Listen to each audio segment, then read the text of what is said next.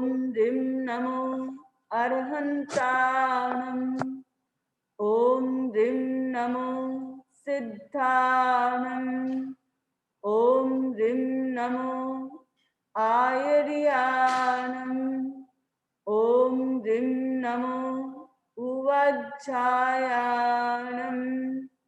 ॐ ह्रीं नमो लोये सव्वसाहूणम् ॐ ह्रीं नमो अर्हन्ताणम् ॐ ह्रीं नमो सिद्धाणम् ॐ ह्रीं नमो आयर्याणम् ॐ ह्रीं नमो उवज्झायाणम् ॐ ह्रीं नमो लोये सव्वसाहूणम् एषो पञ्चणमुक्कारो सव्वपावपनाशनो मङ्गलानं च सव्येसिं पढमं हवै मङ्गलम् पढमं हवै मङ्गलम्। वीतरा को प्रणाम, आराध्य को प्रणाम। बंधुओं बहनों, जैन तत्व विद्या यह पुस्तक परम पूज्य गुरुदेव आचार्य श्री तुलसी द्वारा प्रणीत है। इस पुस्तक में तत्व ज्ञान की उन सारी धाराओं को एक ग्रंथ के रूप में पिरोया गया है। ये सारे तत्व ज्ञान के छोटे छोटे बोल जीवन के उन रहस्यों को उद्घाटित करते हैं कि हमें अपने जीवन को कैसे जीना है।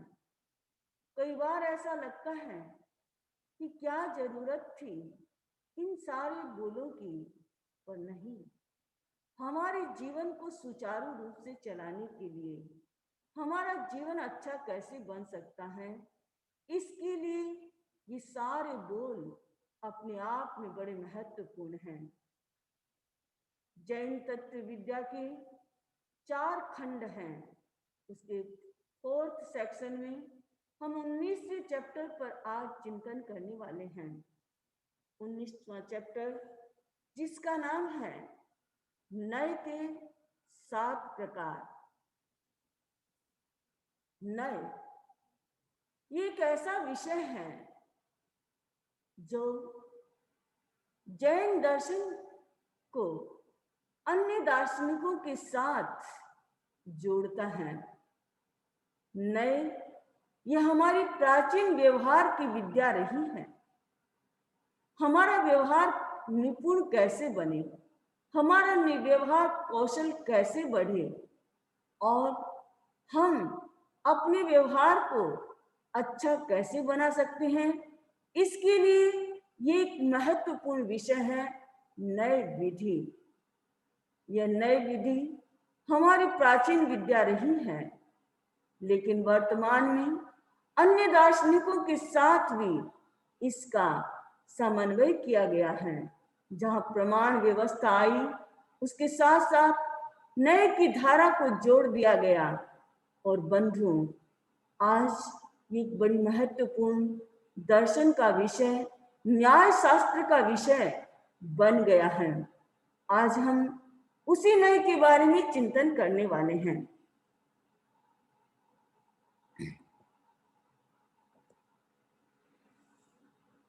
पहला प्रश्न हमारा ये आता है कि नय क्या है?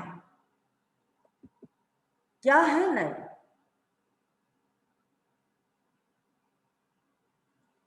जब हम इस विषय पर चिंतन करते हैं तो हमारे सामने परम पूज्य गुरुदेव आचार्य श्री तुलसी द्वारा संस्कृत का ग्रंथ है न्यायकर्णिका।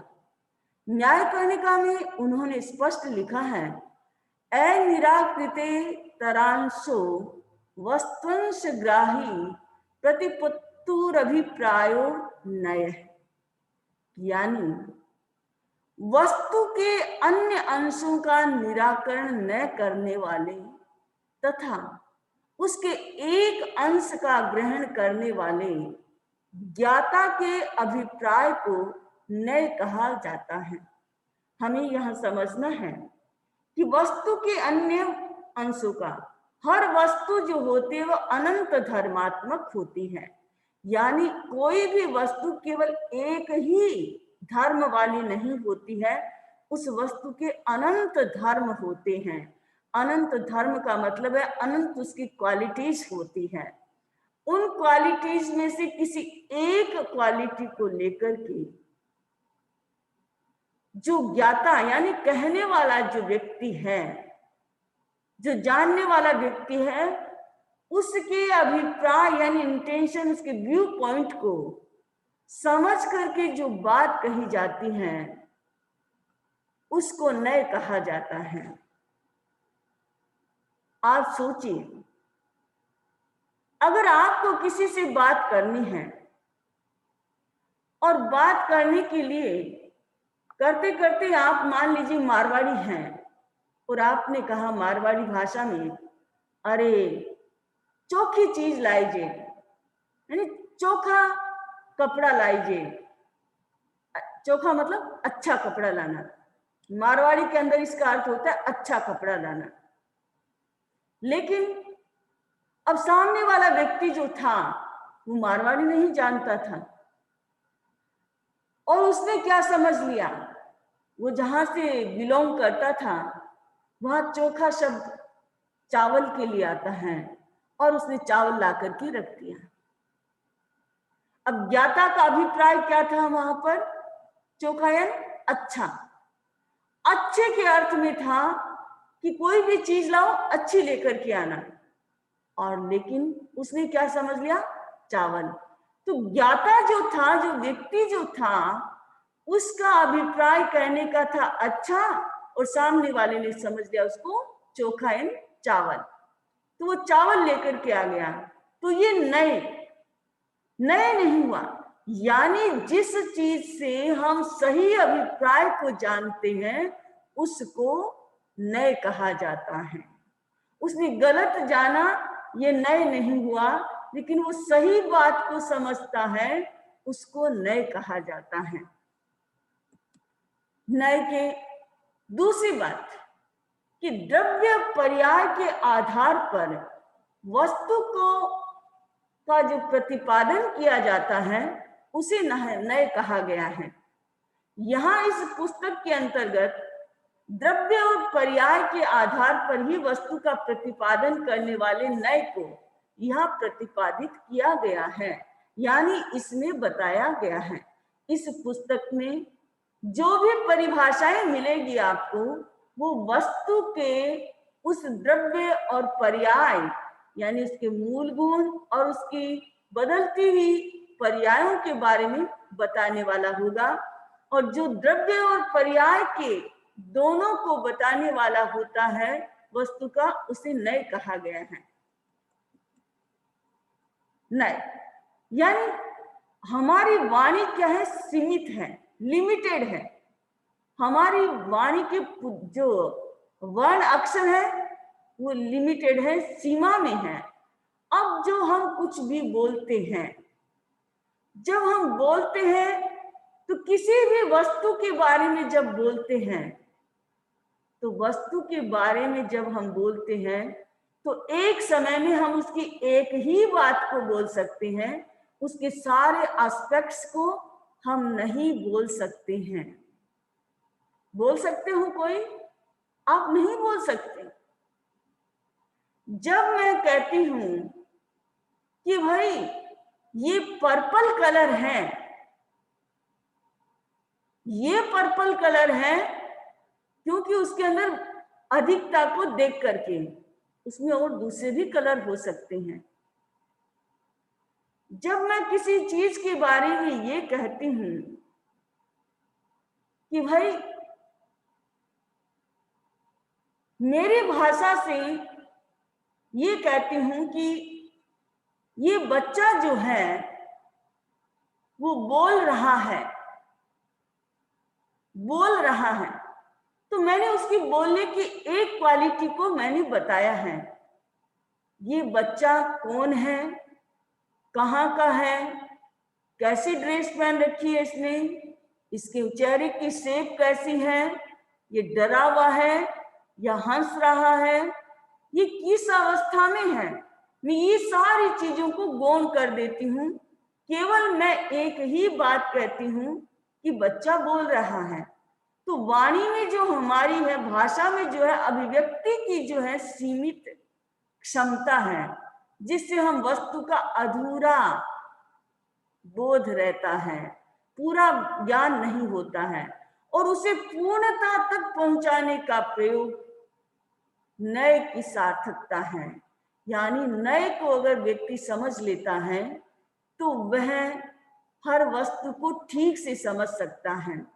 जो कुछ बोला जा रहा है उसको हम जो कुछ भी बोलते हैं वो सारे नए के आधार पर ही बोलते हैं।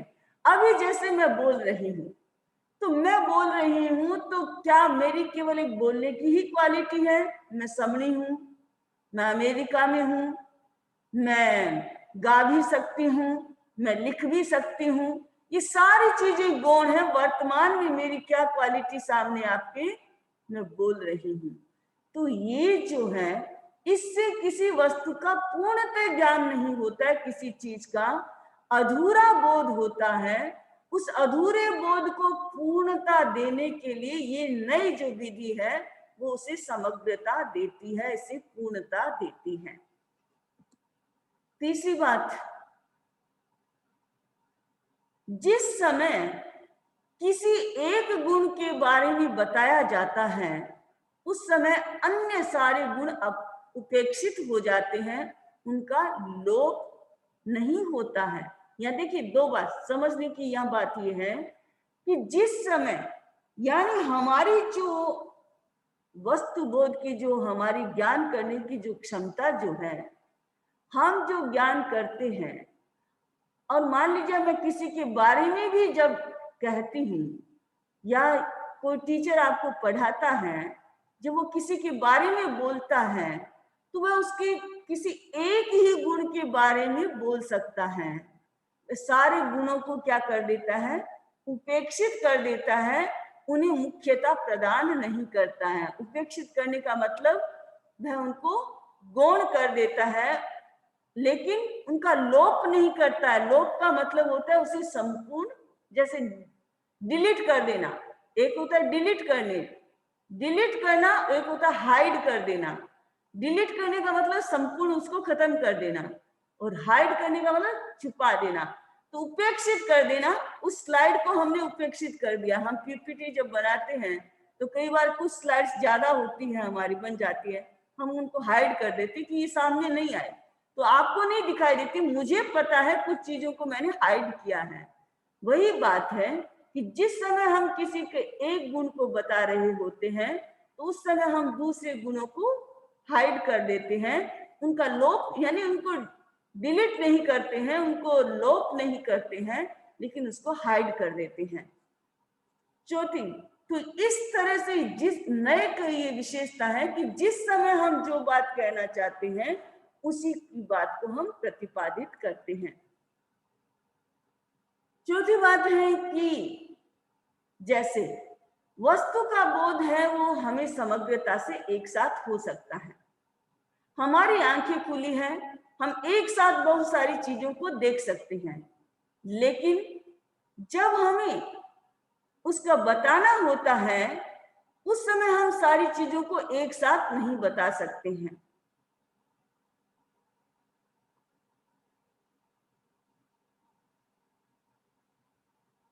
हम एक साथ नहीं बता सकते हैं। हमने एग्जाम्पल दिया है, जैसे किचन है, आप किचन में गए, किचन को आपने देखा, एक साथ आपने बहुत सारी चीजों को देख लिया, लेकिन क्या आप एक साथ सारी चीजों को बोल सकते हैं? नहीं बोल सकते, वाणी की सीमा है। तो वस्तु का बोध समग्रता से हो सकता है, पर उसके आधार पर व्यवहार नहीं चलता है, व्यवहार में नहीं जाना जा सकता है। उसकी तो खंडशः, यानी उसकी एक एक चीज के बारे में ही उपयोग होता है। खंड से उपयोग या प्रतिपादन की पद्धति जो है उसको नय कहा जाता है। जब हम एक एक चीज के बारे में कहते हैं, भी किचन होगा तो वहां गैस भी होगा, किचन है तो वहां डिश वॉशर भी होगा, किचन है तो वहां पर माइक्रोवेव भी है, किचन है तो वहां खाने की चीजें भी पड़ी होगी, किचन है तो वहां वेसल्स बर्तन भी पड़े होंगे, वहां फ्रिज भी हो सकता है। यानी हम खंडशः एक एक चीज का प्रतिपादन कर सकते हैं कि ये चीज यहाँ पर है इसलिए ये किचन है, यहाँ पर गैस है इसलिए ये किचन है, यहाँ पर डिश वॉशर है इसका मतलब ये किचन है, यहाँ पर माइक्रोवेव पड़ा है इसका मतलब ये किचन का भाग है, यहाँ पर रेफ्रिजरेटर है इसका मतलब ये किचन का भाग है। यानी हम एक एक चीज को बताते हैं। हमने जब किचन में प्रवेश किया तब हमने एक साथ सारी चीजों को देखा, लेकिन हम एक साथ उनका प्रतिपादन नहीं कर सकते, उन्हें बता नहीं सकते हैं। जो बताने की विधि जो है उसको खंड खंड यानी टुकड़े टुकड़े में जो बताने की जो विधि है वो क्या है, नय है, वो नय कहलाता है। आप सोचिए हमारा व्यवहार कितना नय प्रधान है, बिना नय के तो हमारा कोई काम ही नहीं चलता है।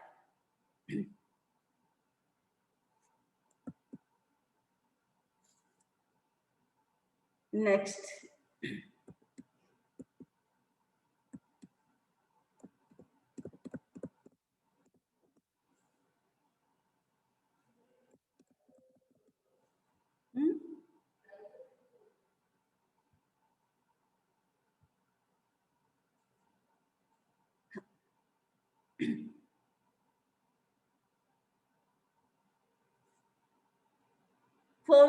फिफ्थ नंबर है कि नय की सबसे बड़ी विशेषता दूसरे के विचारों को उसके अभिप्राय के अनुरूप ही समझने का प्रयत्न किया जाता है।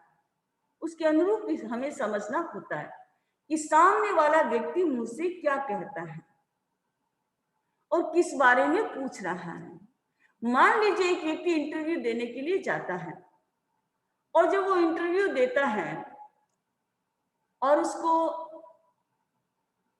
जब इंटरव्यू में पूछा जाता है कि तुम अकाउंट के बारे में क्या जानते हो, तो उस समय वो केवल अकाउंट की जो उसके बारे में जो नॉलेज है वही बताएगा। उसके पास साइंस का भी नॉलेज है, उसके पास इकोनॉमिक्स का भी नॉलेज है, उसके पास फिजिक्स का भी नॉलेज है, उसके पास हिस्ट्री का भी नॉलेज है, लेकिन वो सब कोई काम नहीं आएगा। उस समय क्या करेगा, उसको जो पूछा गया है कि भाई तुम अकाउंट के बारे में बताओ, तो वो बताएगा मुझे टैली आती है, मैं अकाउंट्स का काम, एक्सपीरियंस मेरा इतने साल का है, मैं यहाँ काम करके आया हूँ, इस तरह का मैं काम कर सकता हूँ, मैं लैपटॉप पे काम कर सकता हूँ, मैं रिटर्न वर्क भी कर सकता हूँ। यानी जो क्वालिटी है उसकी वो सब की सब वो बताएगा। तो यानी नय की सबसे बड़ी विशेषता यही है कि दूसरे के विचारों को उसके अभिप्राय के अनुरूप समझने का प्रयत्न किया जाता है। सामने वाला मुझे किस वे में मुझे पूछा जा रहा है, मुझसे क्या पूछा जा रहा है, वही उसका आंसर देता है और वह हम नय के द्वारा ही दे सकते हैं।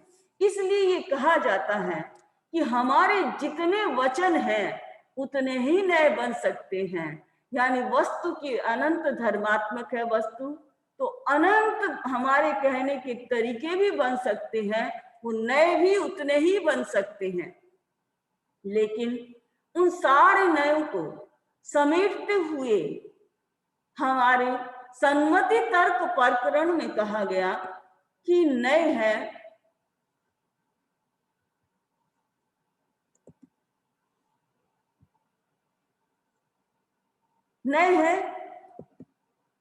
दो हो सकते हैं।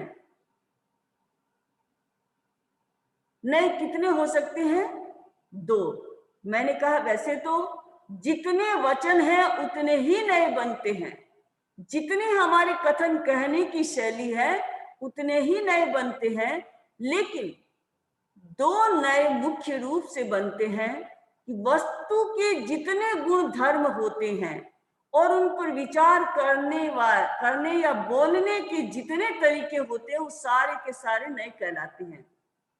लेकिन उनको हमने दो भागों में डिवाइड किया है, वो है द्रव्यार्थिक नय और पर्यायार्थिक नय। द्रव्यार्थिक नय, द्रव्य, आप इतना जाने, द्रव्य, द्रव्य को विश्लेषित करने वाला क्या होता है, द्रव्यार्थिक। मान लीजिए डेयरी है। अब मान लीजिए डेयरी आपने जैसे ही देखा आप समझ गए डेयरी है, यहाँ दूध की चीजें हैं, आपने इतना ही समझा ना डेयरी से। डेयरी से मतलब है कि दूध की चीजें हैं। लेकिन पर्यायार्थिक नय में क्या करेंगे, डेयरी के जितने प्रोडक्ट्स हैं वो सारे आपके सामने आ जाएंगे। भाई वहां पर मिल्क भी है, योगर्ट भी है, आइसक्रीम भी है, वहां पर छेना भी है, और न जाने दूसरी दूसरी कितनी चीजें जो है, घी भी है, जितनी चीजें हैं वो सारी की सारी आपके दिमाग में आ जाती हैं।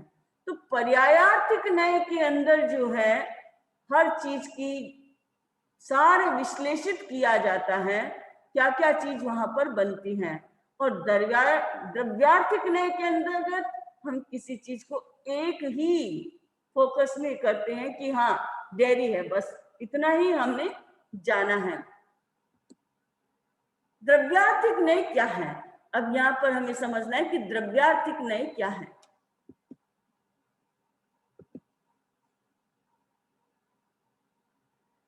द्रव्यार्थिक नय जो है प्रधानेन अभेद ग्राही द्रव्यार्थिक है, जो प्रधान रूप से अभेद को ग्रहण करता है, केवल अभेद को ग्रहण करता है। जैसे हमने वहां उदाहरण दिया था डेयरी का, डेयरी बस इसका मतलब वहां पर मिल्क प्रोडक्ट सारी चीजें होती हैं। तो ये डेयरी कहना जो है वो द्रव्यार्थिक नय है, क्योंकि ये केवल अभेद को ग्रहण करता है। अभेद का मतलब दूध की बनी सारी चीजें, दूध, बस इससे पता चल गया कि दूध की सारी बनी हुई चीजें हैं। तो ये अभेद को ग्रहण करता है, हमेशा भेद को ग्रहण नहीं करता है। जैसे मिट्टी, मिट्टी का घड़ा, घट, घट शब्द आपके सामने आया सपोज, और घट शब्द के साथ ही आप समझ गए कि भाई पानी रखने के लिए जो घड़ा होता है।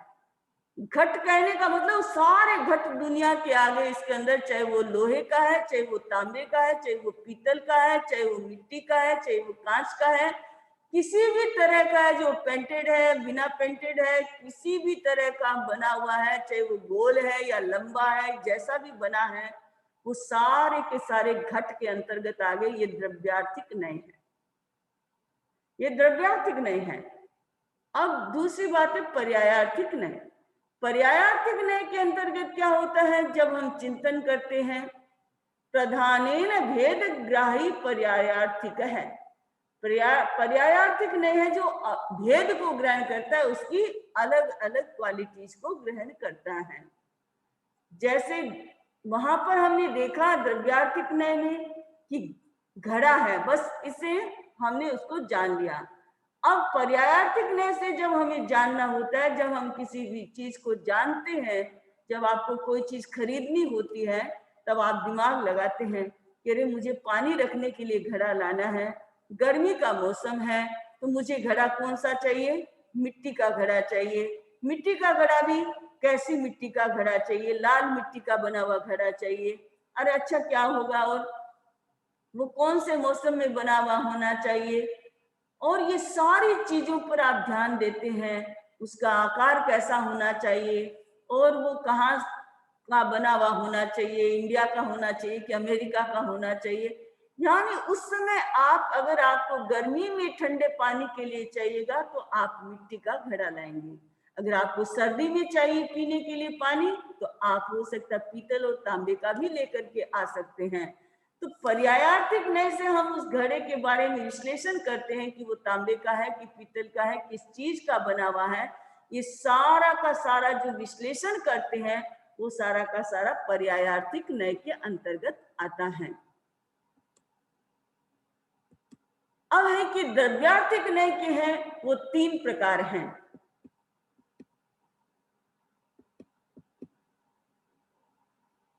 नैगम, संग्रह और व्यवहार, ये 3 प्रकार हैं द्रव्यार्थिक नय के। और पर्यायार्थिक नय के 4 प्रकार हैं, ऋजुसूत्र, शब्द, समभिरूढ़ एवं भूत। ये 4 प्रकार हैं पर्यायार्थिक नय के। हम अब एक एक नय के बारे में चिंतन करेंगे। नेगम नय किसे कहते हैं? पहला है द्रव्यार्थिक नय का पहला भेद है नैगम नय। नेगम यानी भेदाभेद ग्राही नैगम है। भेद और अभेद दोनों को ग्रहण करने वाला जो है नय, वो नेगम नय है। भेद को भी ग्रहण करता है और अभेद को भी ग्रहण करता है। भेद का मतलब क्या है? जो एक क्वालिटी दूसरी क्वालिटी से भिन्न बनाए। लाल रंग को पीले कलर से अलग करता है, ये पीले रंग को लाल कलर से अलग करता है, ये क्या है? भेद हो गया। अभेद रंग है सारे, रंग रंग है सारे, चाहे वो लाल है, पीला है, काला है, सफेद है, कैसा भी है वो रंग है। लेकिन अलग अलग कहेंगे तब लाल है ये कलर, ये पीला है ये कलर, ये सफेद है कलर। यानी ये नय नेगम नय जो है वो दोनों ही चीजों को ग्रहण करता है, भेद को भी ग्रहण करता है और अभेद को भी ग्रहण करता है। इसलिए नेगम नय जो है हमारे काम में आता है जहां वस्तु को जानना हो, जानने का जो तरीका जो हमारा जो है वो नेगम नय है। किसी भी वस्तु को जब हम जानते हैं, आप जब किसी मार्केट में जाते हैं चीज को खरीदने के लिए, तो मान लीजिए आपको केवल शुगर ही खरीदनी है। अब आप ग्रोसरी स्टोर पर गए, शुगर का आपने पैकेट को देखा और देख करके आप पहला काम तो शुगर है ये जाना, उसके बाद आपने ध्यान दिया कि ये व्हाइट शुगर है या ब्राउन शुगर है, ये कैसी शुगर है, कितने दिन की है, कहाँ की बनी है। यानी भेद और अभेद दोनों को ग्रहण करने वाला जो नय जो है वो नेगम नय है। दूसरी बात है, ये जो नेगम नय है वो है संकल्प ग्राही, यानी संकल्प ग्राही विचार को भी नेगम नय का है। हमें कोई भी हम संकल्प करते हैं, दिमाग में हम सोचते हैं, वो भी क्या है? नेगम नय के अंतर्गत आता है। और वो 3 तरह का होता है। पहला है वर्तमान नेगम,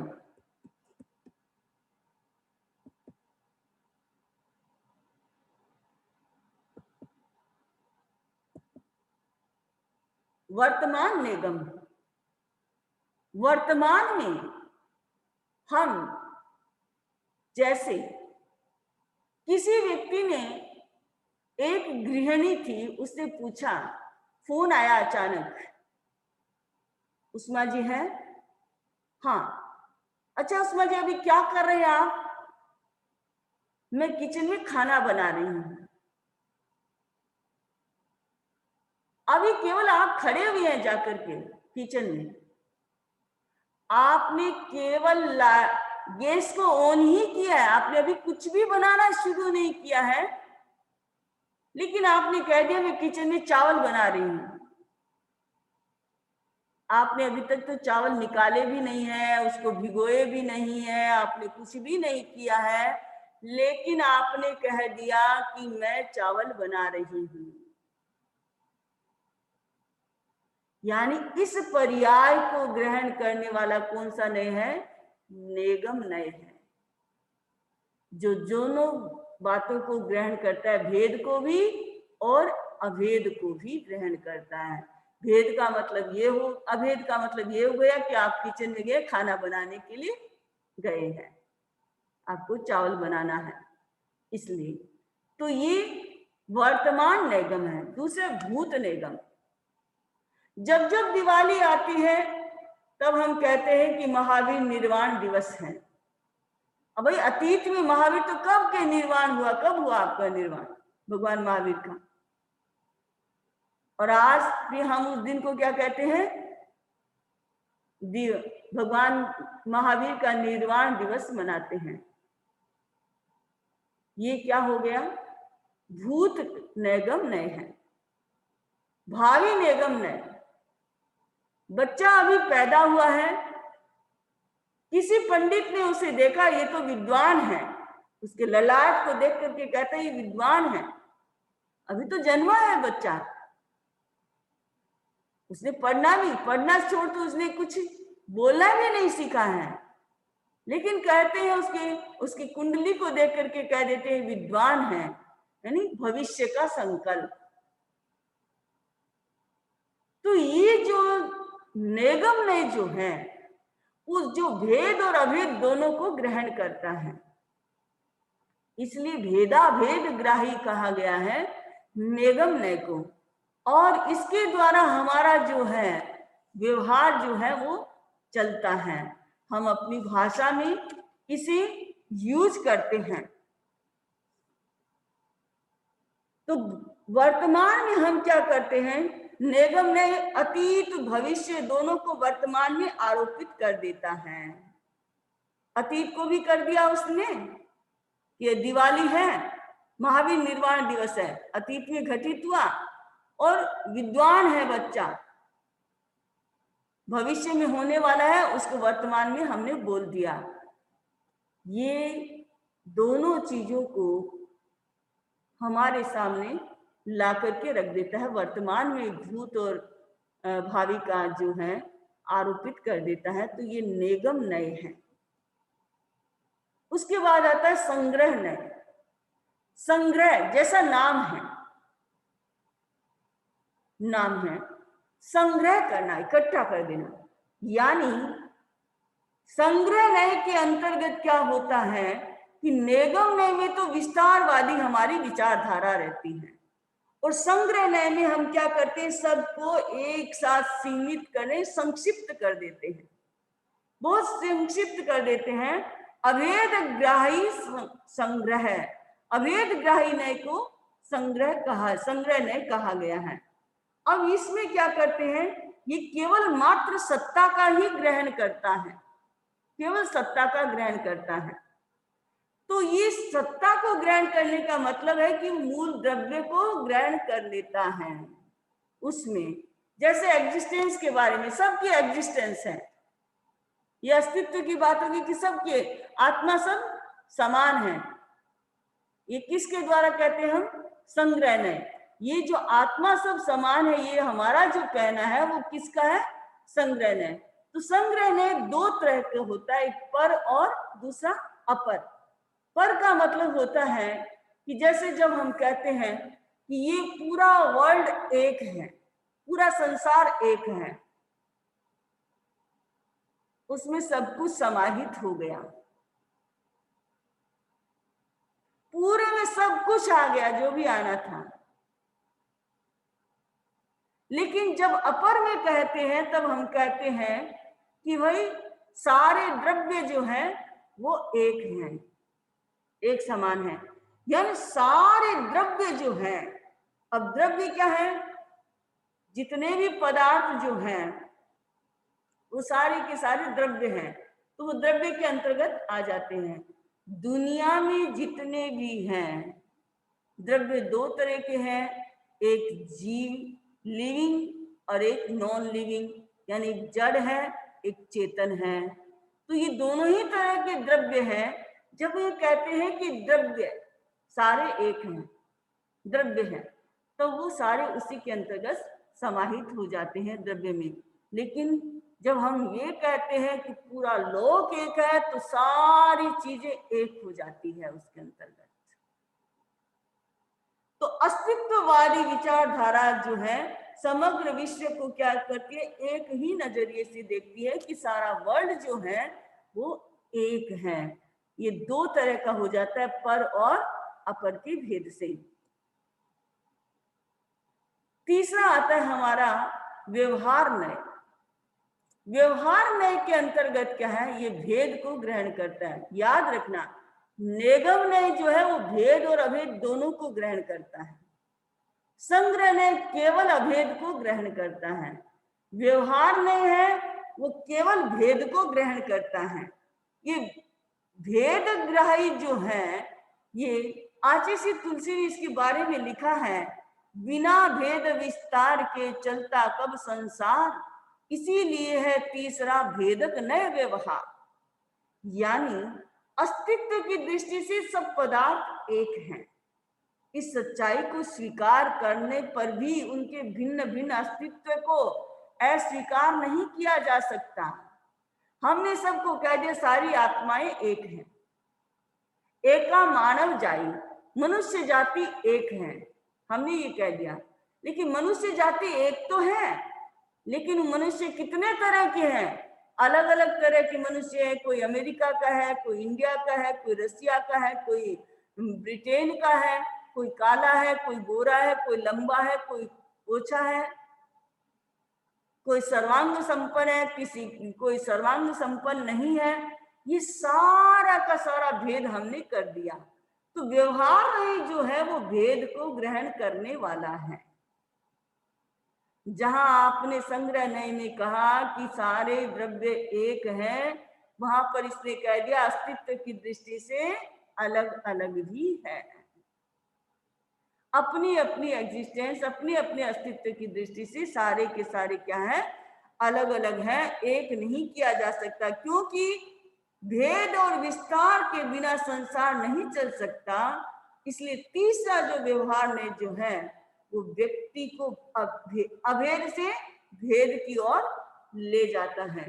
वो कितना भी अभेद हो वहां भी वो भेद को खोज लेता है। तो ये भेदवादी विस्तारवादी दृष्टिकोण है, वो हमारा व्यवहार नय है।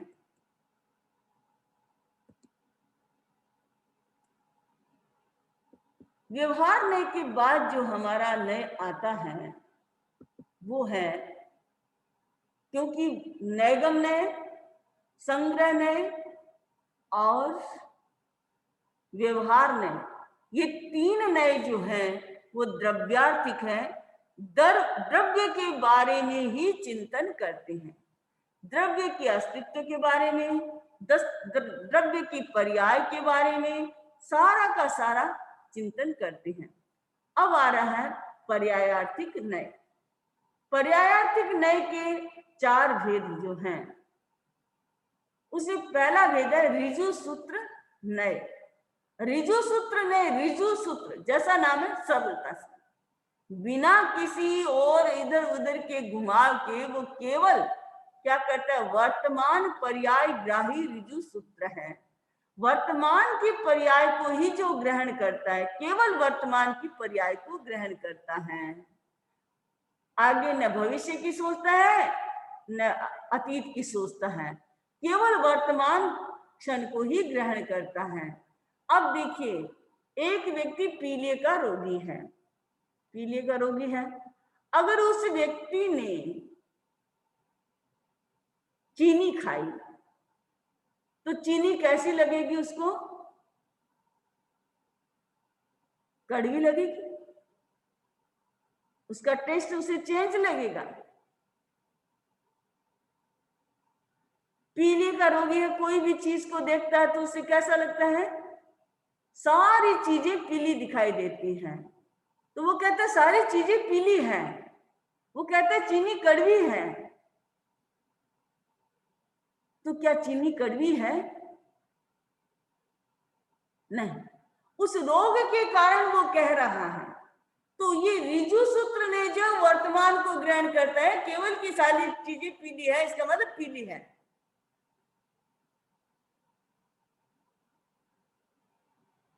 अब किसी कारण से मान लीजिए एक व्यक्ति को पीने के लिए जूस दिया गया, उसने जूस पिया, तो जूस पिया तो उसे बहुत अच्छा लगा, बहुत अच्छा लगा, उसे एक सुख का अनुभव हुआ कि हाँ बहुत अच्छा जूस पिया है मैंने। उसे कहा और पियो, बहुत अच्छा लगा ना, बहुत अच्छा लगा है तो और पियो, उसे और पिला दिया, और एक गिलास पिलाई, अब 3 गिलास तक तो फिर भी उसको ठीक लगा, अब चौथी ग्लास जब पीने के लिए कहा, उसने कहा मैं नहीं पीऊंगा। अरे अच्छी है तो पीनी चाहिए ना, लेकिन वो नहीं पी पाता है, नहीं अच्छा, अब नहीं अच्छी रही वो चीज। तो कब अच्छी लगती है ये व्यक्ति के ऊपर डिपेंड करती है, लेकिन इस नए के द्वारा हम क्या जानते हैं, वर्तमान पर्याय को ही ग्रहण करते हैं। वर्तमान में कोई चीज हमको अच्छी लगी, हमें सुख देने वाली हुई, तो व्यक्ति कहता है मैं सुखी हो गया, मुझे ये चीज मिल गई। ये ऋजु सूत्र नय का काम है, ये केवल वर्तमान, और इसी के अनुसार द्रव्य का, इसके अंदर क्या होता है, द्रव्य का कोई मूल्य नहीं है, केवल वर्तमान पर्याय को ग्रहण करता है। और हमारा समूचा जो व्यवहार जो है व्यक्ति या वस्तु की वर्तमान पर्याय के आधार पर चलता है, वर्तमान पर्याय के आधार पर चलता है। हम वर्तमान की पर्याय को देखते हैं, उसके आधार पर हम काम करते हैं, उसी के आधार पर हम सब कुछ करते हैं। तो ये सारा जो काम है वो वर्तमान पर्याय को ग्रहण करने वाला, ये हमारा ऋजु सूत्र नय है। नेक्स्ट है शब्द नय।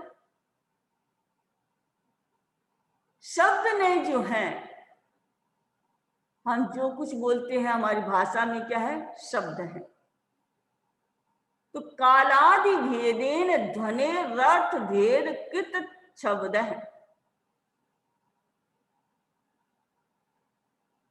काल आदि के भेद से अर्थ भेद को स्वीकार करने वाला नय शब्द नय कहा जाता है।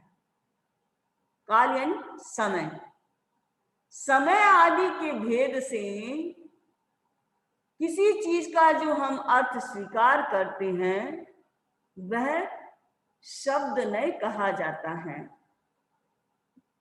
इसे हमें समझना होगा। पहला एग्जाम्पल ये है कि काल के द्वारा ध्वनि से अर्थ भेद, हम काल को बता करके हम उसके अर्थ में भेद पैदा करते हैं। फॉर एग्जाम्पल के लिए मैंने इसमें दिया है, जैसे गो, वेंट, विल गो।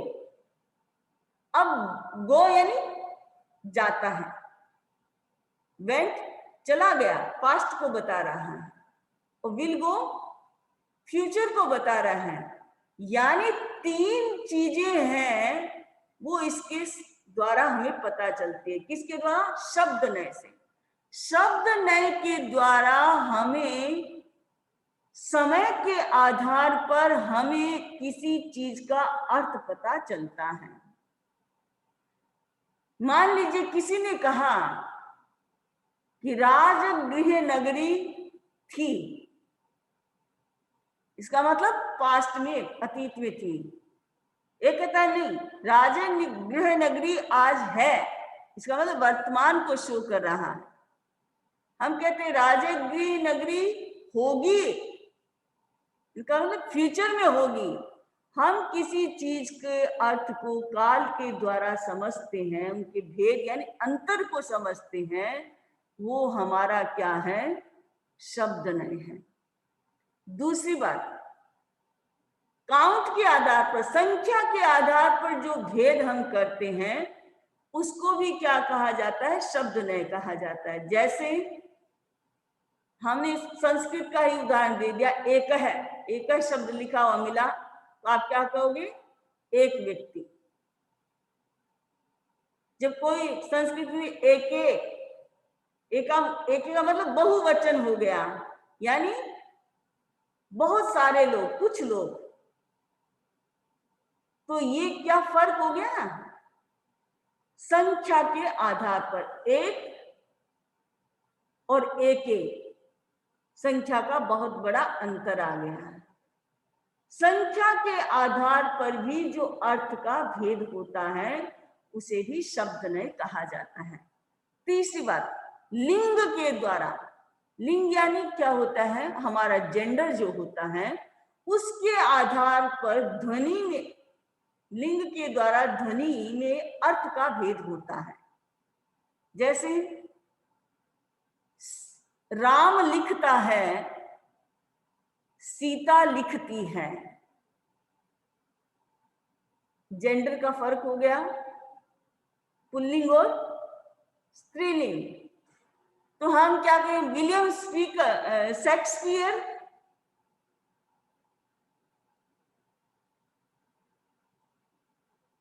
क्या था, लेखक थे। William Shakespeare was a good writer, बहुत अच्छा राइटर था। तो ये लिंग, इससे हमें पता चल गया ये पुल्लिंग है। और J K Rowling was a good, is a good writer. अगर वर्तमान में है तो इज लगा देंगे, अगर पास्ट में है तो वॉज लगाएंगे, जो भी लगाते हैं तो वो अच्छी राइटर है। तो इसका मतलब प्रेजेंट में है लेकिन फीमेल है। इससे जो अंतर कर रहे हैं ये शब्द के द्वारा, लेखक और लेखिका, इस शब्द के द्वारा हम जेंडर का जो अंतर कर रहे हैं, लिंग का जो अंतर कर रहे हैं, वो है हमारा शब्द नय। तो शब्द नय के हमने 3, काल समय के आधार पर जो अर्थभेद होता है, संख्या के आधार पर, संख्या के द्वारा ध्वनि में जो अर्थभेद होता है, और लिंग के द्वारा जो ध्वनि में अर्थभेद होता है, वो हमारा शब्द नय कहलाता है। उसके बाद आता है आपका समभिरूढ़ नय। समभिरूढ़ नय जो है, इसका है पर्याय निरुक्ति भेदे नार्थ भेद कृत समभिरूढ़ है। पर्यायवाची शब्दों के भेद से अर्थ में भेद करने वाली विचारधारा का नाम क्या है, समभिरूढ़ नय है। समभिरूढ़ नय है। अब इसमें क्या भेद करते हैं, जैसे कुछ शब्द चलते हैं, भिक्षु, तपस्वी, मुनि, श्रमण, साधु, हालांकि सारे पर्यायवाची शब्द हैं, है या नहीं? सारे पर्यायवाची शब्द हैं। और किसके लिए यूज किए जाते हैं सारे के सारे? एक साधु के लिए यूज किए जाते हैं। एक साधु के लिए सारे के सारे यूज किए जाते हैं। लेकिन पर्यायवाची शब्दों के भेद से अर्थ भेद करने वाले, इनके भेद में भी पर्यायवाची शब्द है, लेकिन इसके अर्थ में भेद करने वाला जो नय कौन सा है, समभिरूढ़ नय है। इसके अनुसार क्या है कि प्रत्येक वस्तु स्वरूप निष्ठ होती है। इस नय की दृष्टि से कोई भी शब्द किसी का पर्यायवाची नहीं हो सकता, कोई किसी का पर्यायवाची नहीं हो सकता। हम जानते हैं साहित्य में चलता है पर्यायवाची शब्द, लेकिन ये कहता है कि किसी भी शब्द का कोई पर्यायवाची नहीं होता, हर शब्द का अलग मीनिंग होता है।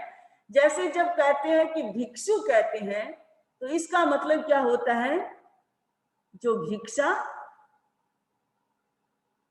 लेने जाता है वो भिक्षु होता है।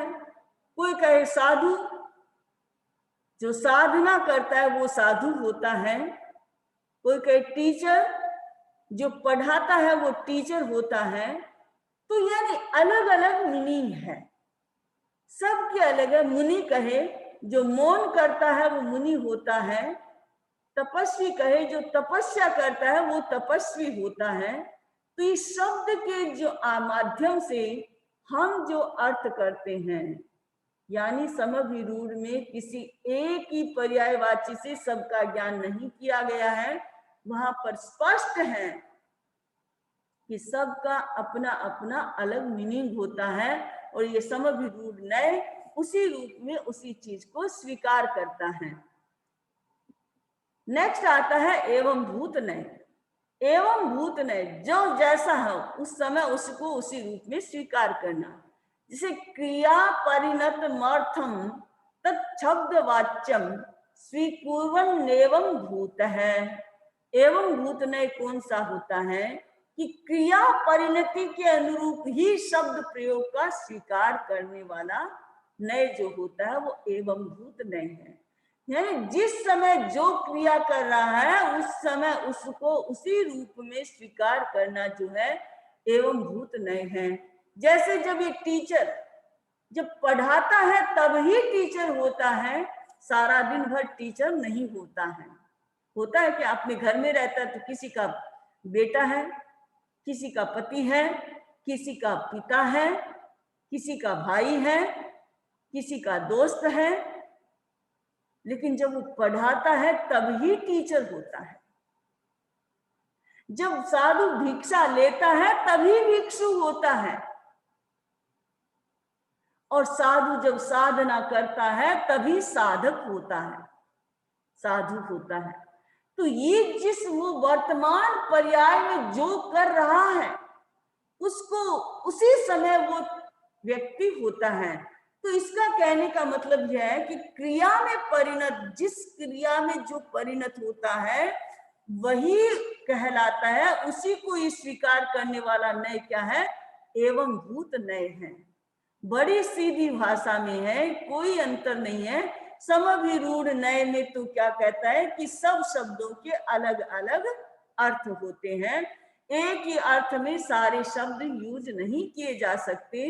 वो कहता है कि शब्द साधु के लिए जो यूज किए जाने वाले जितने भी शब्द हैं, श्रमण है, मुनि है, साधु है, भिक्षु है, तपस्वी है, ये सारे अलग अलग अर्थ देने वाले हैं और अलग अलग अर्थ में उसे स्वीकार किया गया है।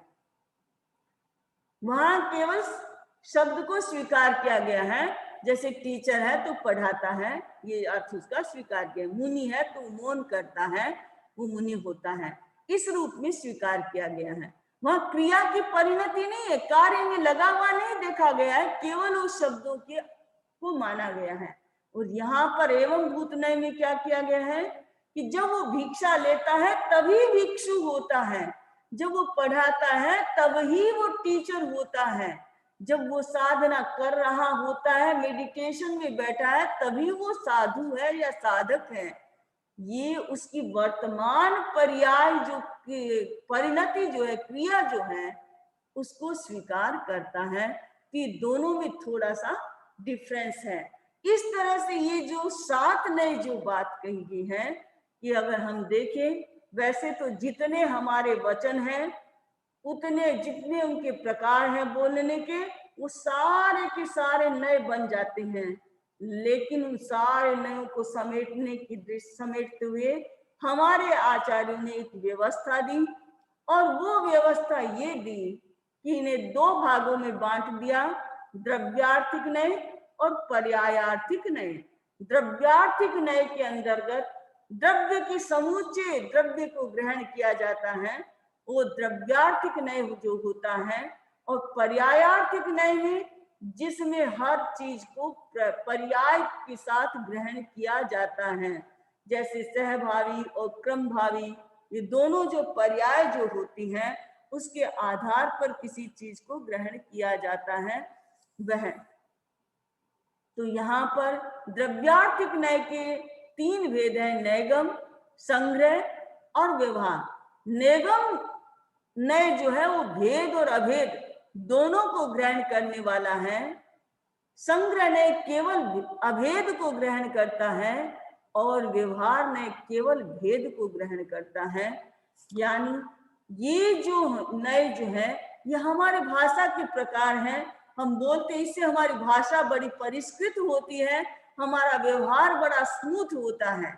और हमें अगर इन सब का ज्ञान होता है तो हम अपनी भाषा को और ज्यादा परिष्कृत बना सकते हैं और अच्छी बना सकते हैं, और हम अच्छे ढंग से सबके साथ अच्छा व्यवहार कर सकते हैं।